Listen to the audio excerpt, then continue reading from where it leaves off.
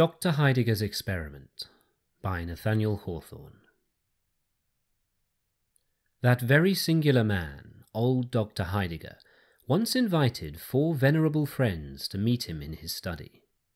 There were 3 white-bearded gentlemen, Mr. Medbourne, Colonel Killigrew, and Mr. Gascoigne, and a withered gentlewoman whose name was the widow Wycherley. They were all melancholy old creatures, who had been unfortunate in life, and whose greatest misfortune it was that they were not long ago in their graves. Mr. Medbourne, in the vigour of his age, had been a prosperous merchant, but had lost his all by a frantic speculation, and was now little better than a mendicant. Colonel Killigrew had wasted his best years, and his health and substance, in the pursuit of sinful pleasures, which had given birth to a brood of pains, such as the gout and divers other torments of soul and body. Mr. Gascoigne was a ruined politician, a man of evil fame, or at least had been so, till time had buried him from the knowledge of the present generation, and made him obscure instead of infamous. As for the widow Wycherley, tradition tells us that she was a great beauty in her day, but for a long while past she had lived in deep seclusion, on account of certain scandalous stories which had prejudiced the gentry of the town against her. It is a circumstance worth mentioning that each of these 3 old gentlemen, Mr. Medbourne, Colonel Killigrew, and Mr. Gascoigne, were early lovers of the widow Wycherley, and had once been at the point of cutting each other's throats for her sake. And, before proceeding further, I will merely hint that Dr. Heidegger and all his 4 guests were sometimes thought to be a little beside themselves, as is not unfrequently the case with old people, when worried either by present troubles or woeful recollections. "My dear old friends," said Dr. Heidegger, motioning them to be seated, "I am desirous of your assistance in one of those little experiments with which I amuse myself here in my study." If all stories were true, Dr. Heidegger's study must have been a very curious place. It was a dim, old-fashioned chamber, festooned with cobwebs and besprinkled with antique dust. Around the walls stood several oaken bookcases, the lower shelves of which were filled with rows of gigantic folios and black leather quartos, and the upper with little parchment-covered duodecimos. Over the central bookcase was a bronze bust of Hippocrates, with which, according to some authorities, Dr. Heidegger was accustomed to hold consultations in all difficult cases of his practice. In the obscurest corner of the room stood a tall and narrow oaken closet, with the door ajar, within which doubtfully appeared a skeleton. Between 2 of the bookcases hung a looking-glass, presenting its high and dusty plate within a tarnished gilt frame. Among many wonderful stories related to this mirror, it was fabled that the spirits of all the doctor's deceased patients dwelt within its verge, and would stare him in the face whenever he looked thitherward. The opposite side of the chamber was ornamented with a full-length portrait of a young lady, arrayed in the faded magnificence of silk, satin, and brocade, and with a visage as faded as her dress. Above half a century ago, Dr. Heidegger had been on the point of marriage with this young lady, but, being affected with some slight disorder, she had swallowed one of her lover's prescriptions, and died on the bridal evening. The greatest curiosity of the study remains to be mentioned. It was a ponderous folio volume, bound in black leather, with massive silver clasps. There were no letters on the back, and nobody could tell the title of the book, but it was well known to be a book of magic, and once, when a chambermaid had lifted it, merely to brush away the dust, the skeleton had rattled in its closet, the picture of the young lady had stepped 1 foot upon the floor, and several ghastly faces had peeped forth from the mirror, while the brazen head of Hippocrates frowned and said, "Forbear." Such was Dr. Heidegger's study. On the summer afternoon of our tale, a small round table, as black as ebony, stood in the centre of the room, sustaining a cut-glass vase of beautiful form and elaborate workmanship. The sunshine came through the window between the heavy festoons of two faded damask curtains, and fell directly across this vase, so that a mild splendour was reflected from it on the ashen visages of the 5 old people who sat around. 4 champagne glasses were also on the table. "My dear old friends," repeated Dr. Heidegger, "may I reckon on your aid in performing an exceedingly curious experiment?" Now Dr. Heidegger was a very strange old gentleman, whose eccentricity had become the nucleus for 1,000 fantastic stories.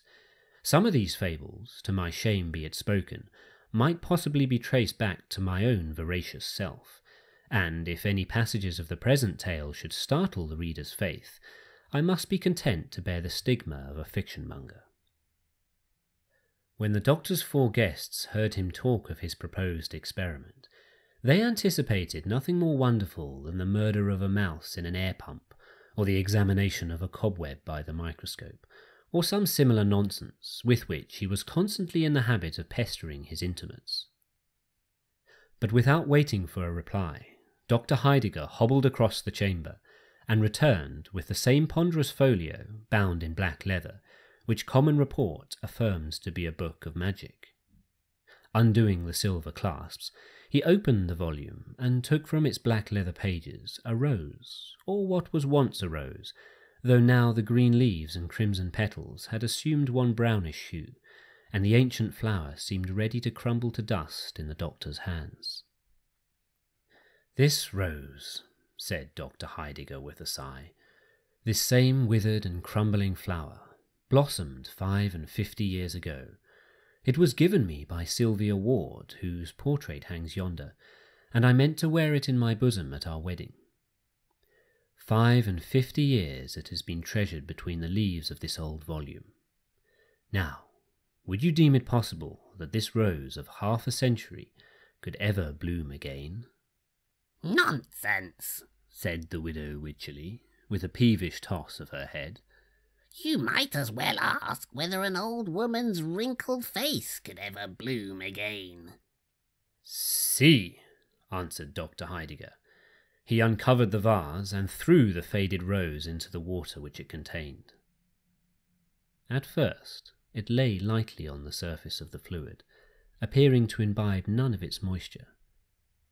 Soon, however, a singular change began to be visible.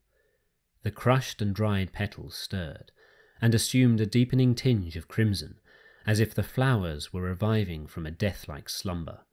The slender stalks and twigs of foliage became green, and there was the rose of half a century, looking as fresh as when Sylvia Ward had first given it to her lover. It was scarcely full-blown, for some of its delicate red leaves curled modestly around its moist bosom, within which 2 or 3 dewdrops were sparkling. "That is certainly a very pretty deception," said the doctor's friends, carelessly, however, for they had witnessed greater miracles at a conjurer's show. "Pray, how is it effected?" "Did you never hear of the Fountain of Youth?" asked Dr. Heidegger, "which Ponce de Leon, the Spanish adventurer, went in search of 2 or 3 centuries ago?" "But did Ponce de Leon ever find it?" said the widow Wycherley. "No," answered Dr. Heidegger, "for he never sought it in the right place. The famous Fountain of Youth, if I am rightly informed, is situated in the southern part of the Floridian Peninsula, not far from Lake Macaco. Its source is overshadowed by several gigantic magnolias, which, though numberless centuries old, have been kept as fresh as violets by the virtues of this wonderful water. An acquaintance of mine, knowing my curiosity in such matters, has sent me what you see in this vase." "Ahem," said Colonel Killigrew, who believed not a word of the doctor's story. "And what may be the effect of this fluid on the human frame?" "You shall judge for yourself, dear Colonel," replied Dr. Heidegger, "and all of you, my respected friends, are welcome to so much of this admirable fluid as may restore you to the bloom of your youth. For my own part, having had much trouble in growing old, I am in no hurry to grow young again. With your permission, therefore, I will merely watch the progress of the experiment." While he spoke, Dr. Heidegger had been filling the 4 champagne glasses with the water of the Fountain of Youth. It was apparently impregnated with an effervescent gas, for little bubbles were continually ascending from the depths of the glasses and bursting in silvery spray at the surface. As the liquor diffused a pleasant perfume, the old people doubted not that it possessed cordial and comfortable properties, and though utter sceptics to its rejuvenescent power, they were inclined to swallow it at once. But Dr. Heidegger besought them to stay a moment. "Before you drink, my respectable old friends," he said, "it would be well that, with the experience of a lifetime to direct you, you should draw up a few general rules for your guidance in passing a second time through the perils of youth. Think what a sin and shame it would be if, with your peculiar advantages, you should not become patterns of virtue and wisdom to all the young people of the age." The doctor's 4 venerable friends made him no answer, except by a feeble and tremulous laugh. So very ridiculous was the idea that, knowing how closely repentance treads behind the steps of error, they should ever go astray again. "Drink, then," said the doctor, bowing. "I rejoice that I have so well selected the subjects of my experiment." With palsied hands they raised the glasses to their lips. The liquor, if it really possessed such virtues as Dr. Heidegger imputed to it, could not have been bestowed on 4 human beings who needed it more woefully. They looked as if they had never known what youth or pleasure was, but had been the offspring of nature's dotage, and always the grey, decrepit, sapless, miserable creatures who now sat stooping around the doctor's table, without life enough in their souls or bodies to be animated even by the prospect of growing young again. They drank off the water, and replaced their glasses on the table.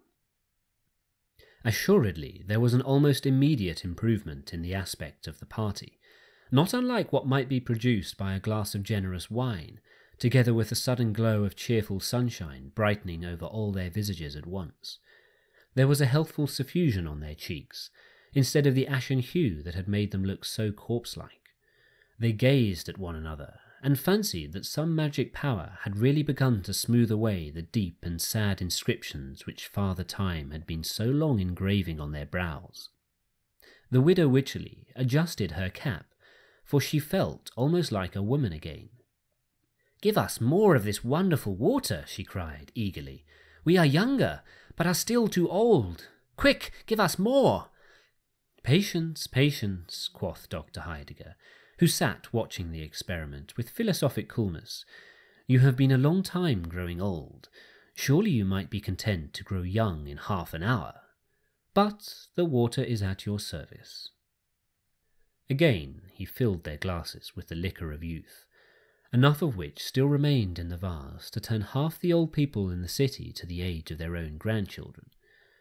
While the bubbles were yet sparkling on the brim, the doctor's 4 guests snatched up their glasses from the table and swallowed the contents at a single gulp. Was it delusion? Even while the draught was passing down their throats, it seemed to have wrought a change on their whole system. Their eyes grew clear and bright, a dark shade deepened among their silvery locks. They sat around the table, 3 gentlemen of middle age, and a woman hardly beyond her buxom prime. "My dear widow, you are charming," cried Colonel Killigrew, whose eyes had been fixed upon her face while the shadows of age were flitting from it like darkness from the crimson daybreak. The fair widow knew, of old, that Colonel Killigrew's compliments were not always measured by sober truth, so she started up and ran to the mirror, still dreading that the ugly visage of an old woman would meet her gaze. Meanwhile, the 3 gentlemen behaved in such a manner as proved that the water of the Fountain of Youth possessed some intoxicating qualities, unless, indeed, their exhilaration of spirits were merely a lightsome dizziness caused by the sudden removal of the weight of years. Mr. Gascoigne's mind seemed to run on political topics, but whether relating to the past, present, or future could not easily be determined, since the same ideas and phrases have been in vogue these 50 years.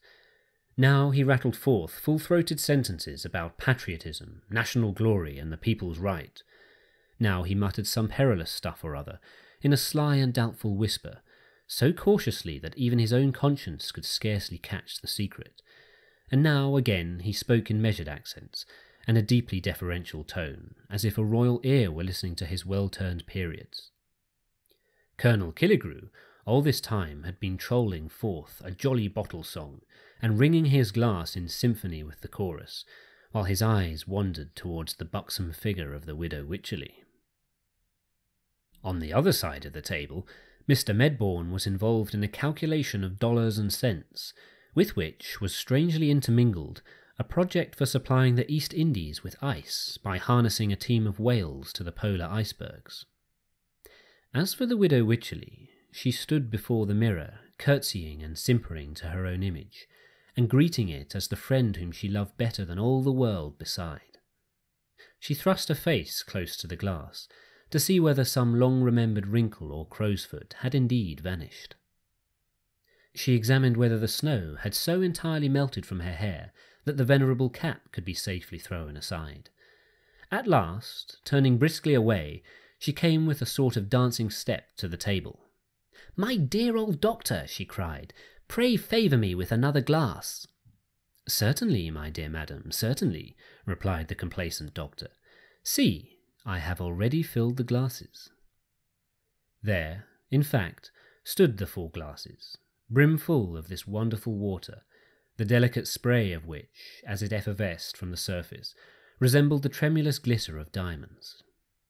It was now so nearly sunset that the chamber had grown duskier than ever, but a mild and moon-like splendour gleamed from within the vase, and rested alike on the 4 guests and on the doctor's venerable figure. He sat in a high-backed, elaborately carved oaken armchair, with a grey dignity of aspect that might have well befitted the very Father of Time, whose power had never been disputed, save by this fortunate company. Even while quaffing the 3rd draught of the Fountain of Youth, they were almost awed by the expression of his mysterious visage. But the next moment the exhilarating gush of young life shot through their veins. They were now in the happy prime of youth. Age, with its miserable train of cares and sorrows and diseases, was remembered only as the trouble of a dream, from which they had joyously awoke. The fresh gloss of the soul, so early lost, and without which the world's successive scenes had been but a gallery of faded pictures, again threw its enchantment over all their prospects. They felt like new created beings in a new created universe. "We are young! We are young!" they cried exultingly. Youth, like the extremity of age, had effaced the strongly marked characteristics of middle life, and mutually assimilated them all. They were a group of merry youngsters, almost maddened with the exuberant frolicsomeness of their years. The most singular effect of their gaiety was an impulse to mock the infirmity and decrepitude of which they had so lately been the victims. They laughed loudly at their old-fashioned attire, the wide-skirted coats and flapped waistcoats of the young men, and the ancient cap and gown of the blooming girl. One limped across the floor like a gouty grandfather. One set a pair of spectacles astride of his nose and pretended to pore over the black-letter pages of the Book of Magic. A third seated himself in an armchair and strove to imitate the venerable dignity of Dr. Heidegger. Then all shouted mirthfully and leapt about the room. The widow Wycherley, if so fresh a damsel could be called a widow, tripped up to the doctor's chair with a mischievous merriment in her rosy face. "Doctor, you dear old soul," she cried, "get up and dance with me." And then the 4 young people laughed louder than ever to think what a queer figure the poor old doctor would cut. "Pray excuse me," answered the doctor quietly. "I am old and rheumatic, and my dancing days were over long ago. But either of these gay young gentlemen will be glad of so pretty a partner." "Dance with me, Clara," cried Colonel Killigrew. No, I will be her partner," shouted Mr. Gascoigne. "She promised me her hand 50 years ago," exclaimed Mr. Medbourne. They all gathered round her. One caught both her hands in his passionate grasp, another threw his arm about her waist. The third buried his hand among her glossy curls that clustered beneath the widow's cap. Blushing, panting, struggling, chiding, laughing, her warm breath fanning each of their faces by turns, she strove to disengage herself, yet still remained in their triple embrace. Never was there a livelier picture of youthful rivalship, with bewitching beauty for the prize. Yet, by a strange deception, owing to the duskiness of the chamber and the antique dresses which they still wore, the tall mirror is said to have reflected the figures of 3 old, grey, withered grandsires, ridiculously contending for the skinny ugliness of the shrivelled grandam. But they were young, their burning passions proved them so. Inflamed to madness by the coquetry of the girl widow, who neither granted nor quite withheld her favours, the 3 rivals began to interchange threatening glances. Still keeping hold of the fair prize, they grappled fiercely at one another's throats. As they struggled to and fro, the table was overturned, and the vase dashed into 1,000 fragments.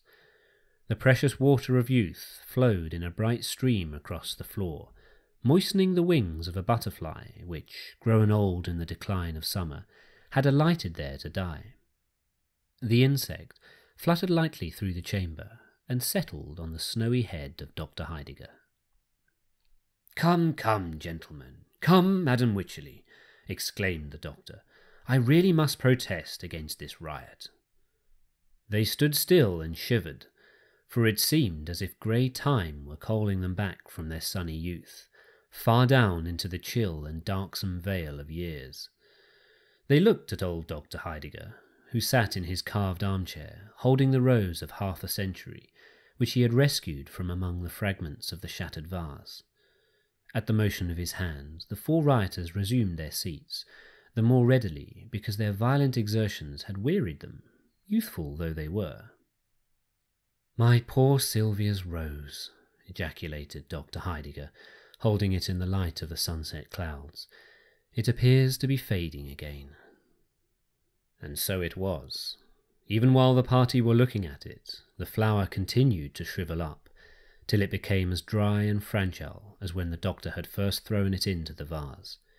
He shook off the few drops of moisture which clung to its petals. "I love it as well thus as in its dewy freshness," observed he, pressing the withered rose to his withered lips.